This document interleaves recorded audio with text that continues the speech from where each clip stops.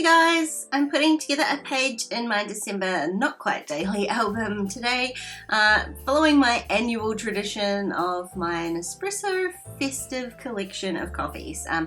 This year was a tiny bit different than usual. The styling's definitely different from them too. They've got this Nordic collection, so it's all a little bit subtle and not quite as bright and festive as I would normally be putting in here. But I definitely kept all of the packaging, and I'm going to create sort of a double page spread. So I used the sort of box holder there, trimmed that out so it's the same width as the box but the height of my page protector, and I also kept the top of the little coffee boxes there because it's got the names of the coffees on them. As far as photos go, I just took a photo of each of the pods so that I could kind of do like a little review page in here, because as much as I normally love the festive coffees, this year was a total fail. Not impressed with any of them, to be honest.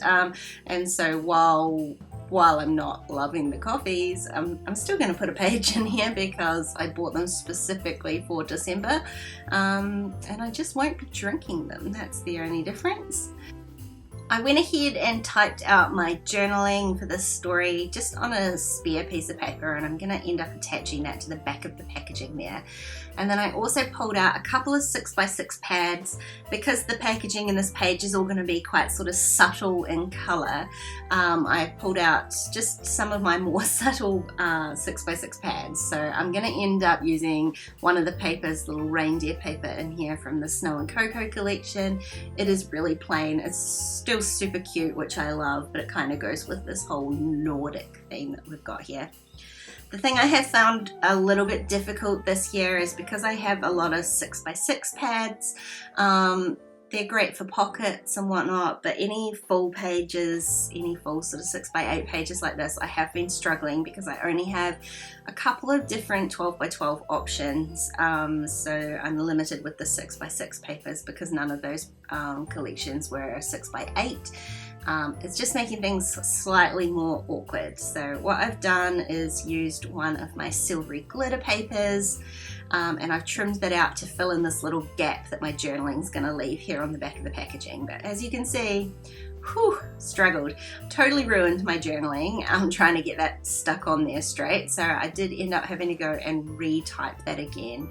And I decided before I stick it on, I'm going to do a little bit of stamping on here just to add a bit more color to this side of the page. So I grabbed out one of my Feed Your Craft stamp sets, and there's a little sort of starburst on there. I don't know if it's supposed to be a snowflake or not. I'm just using it as a starburst.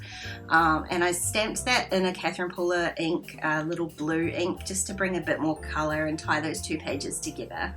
And then at the top of my journaling, I'm going to use this Merry Traditions stamp from that same stamp set. It's just because this whole page was that I got sucked into these coffees, even though I knew they probably weren't my cup of tea, so to speak, because of tradition, because I always get the festive coffees. Yeah, so the Merry Tradition stamp seemed appropriate. And now I'm going to have a second attempt at sticking this down on here. I added the adhesive to the actual packaging this time, and I'm going to lay my paper down on top, and it worked much better. It was just the type of paper that it is, the packaging is, there was no way I was going to be able to pull off the adhesive once it was already on there. So lesson learned. I just used my 6-hole punch to just punch holes directly into that packaging. It's just going to go straight into my album as it is, and now I can work on my little page protector. I did go ahead and make up a little sequin mix. I tried really hard to just make enough for these 3 pockets that I want to put it in, and I used some of the colours. I kept it again quite neutral just to match the packaging and the page there, but I did add a few little pops of colour. There's a peachy sort of sequin in there and a little blue one just to kind of go in with those colours. They are all very, very staticky though, so I struggled to get them out of the bowl and into the pockets. And I am going to use my fuse tool. It's been sitting there beside me heating up for a good 15 minutes now. I'm going to use my fuse tool to fuse these shut. I didn't want that kind of messy look with stitching them shut. I have been stitching pockets shut just because it's easier than easier than pulling out the fuse tool. It means I can just do it when I want to without having to sort of pre-plan anything. But this one I kind of wanted the cleaner look of having the fused pockets, so I did manage to get that heated up before I started. And I am just making sure that those are fused really well because I don't want those little sequins to fall out and explode through my album. Everything else is gonna happen in threes here, so it's gonna be super easy. I'm just gonna slip in my photos and I'm just arranging them, just trying to make everything a little bit random in the page so nothing's directly underneath each other.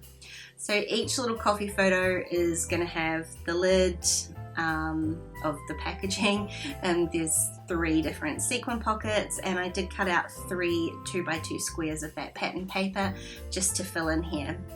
Now on the back of the coffee lids I had kind of planned to do like a single word review, I guess, because you're going to be able to see the back of this page protector as well. But I didn't actually realize that those lids were so small. I thought they would fill up more of the pocket. So what I did was go and grab some little 2x2 squares of the same silver glitter paper, which will do 2 things. It gives me room to put these little words here, and I'll get to that in 1 second. But it also ties in the glitter paper on the left hand little insert there, so tying the whole thing together. Now I went and dug back through my stash for these alphas. They're really old, from Studio Calico. They are the worst alphas ever. I struggled so much with these. It's like they're not cut properly. The bit of the paper that's peeled, that's printed, sort of peels off the sticker back. I struggled big time trying to write this. It was such a simple idea. All I wanted to do was put like 1 or 2 words on the back just describing the actual coffee flavor, and oh, you can see it's so frustrating. They were so awful. So as soon as I finished filming this, these alphas went straight in the bin. They're just absolutely appalling. I don't know if it's because they're so old or they just weren't made properly in the first place. I'm not sure. I mean, they've got to be a good 3 or 4 years old, so that might have something to do with it. I have no idea, but well, it was frustrating.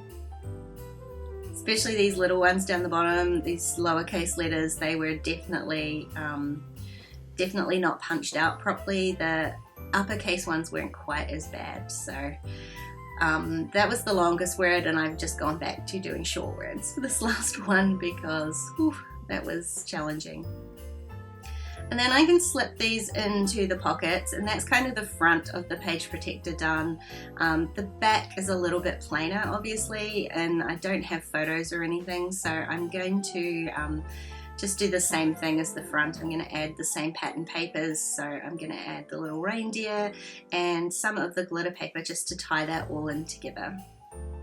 I probably could have added like a photo of the coffee in a cup or us drinking the coffee, but that didn't really happen. We took a taste of each of these and that was about it. So this is as far as my spread goes, and I was kind of happy with it, but once I turned the camera off I decided, oh, it's just a little bit too plain, and I didn't really like the way that this front piece didn't quite cover up 2 squares of the second page protector.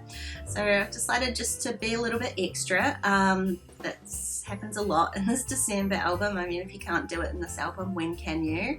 This is a little bit of pom-pom trim that came off one of the pocket pages in my pocket advent calendar from Tennille. So I just pulled that off the page protector and I've stuck that down with a little bit of double-sided tape from scrapbook.com. It's like 1/8 of an inch or something like that, and it's brilliant for this sort of thing. So that is the page in my album. I super loved the page more than I loved the coffee, which I guess is always a win. And I think not every story in your album has to be like super happy, holly jolly all the time. You can document the fails of December as well. If you enjoyed this video, please give it a thumbs up, and don't forget to subscribe to my channel if you haven't already. If you want to keep watching, there's a couple more videos on screen, or why not check out my Patreon page? There are even more videos over there. Otherwise, I'll see you guys next time. Bye!